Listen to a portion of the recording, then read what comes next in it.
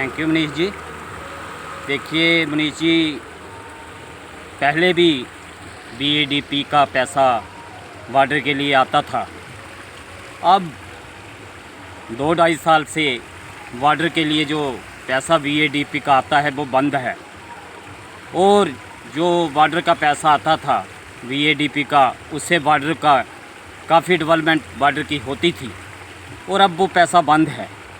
और जो अब नई स्कीम आई है बीबीपी बॉर्डर के लिए, मैं चाहता हूं केंद्र सरकार से कि उस पैसे को जल्द से जल्द रिलीज़ किया जाए, ताकि बॉर्डर के लोगों को बॉर्डर की डेवलपमेंट हो सके।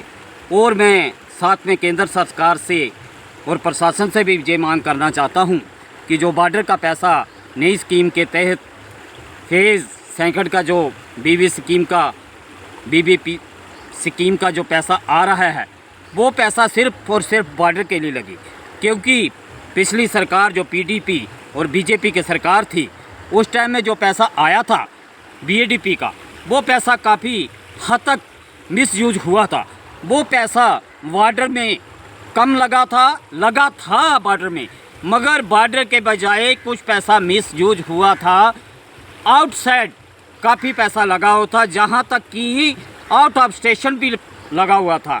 इसलिए जो पैसा आया है वो बॉर्डर पे लगे, बॉर्डर की ऐसी सुंदरता हो ताकि लोग बाहर से भी आएँ और बॉर्डर को देखें। बॉर्डर के लोग बहादुर लोग हैं।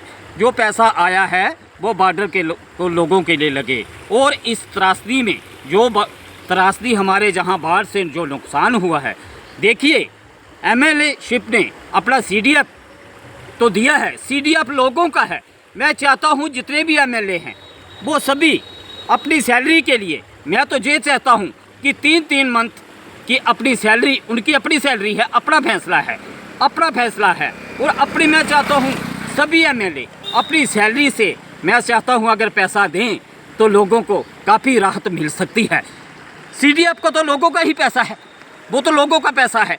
और अगर सभी एमएलए शिप दे दें, फैसला तो उनका है, अपनी मर्जी से ही देना है। सिर्फ मैं हाथ जोड़ के आगे उनसे गुजारिश कर सकता हूं, अगर उससे भी लोगों को काफ़ी राहत मिल सकती है, क्योंकि लोगों के ही नुमाइंदे चुने हुए हैं। और साथ में ये मैं कहना चाहता हूं कि इस प्रशासन ने जो काम इस मुश्किल घड़ी में, जो इस त्रासदी में, बाढ़ में, माननीय डीसी साहब राजेश शर्मा जी ने एक चट्टान की तरह, जिस तरह उनके हाथ में चोट लगी हुई थी, फिर भी एक चोट लगने के बावजूद भी हर जगह पहुंचना, चाहे वो अंदर इलाका हो, चाहे कंडी इलाका हो, चाहे बॉर्डर इलाका हो, डीसी साहब इस मुश्किल की घड़ी में हर जगह पहुंचे हैं। जय हिंद, जय भारत, वंदे मातरम।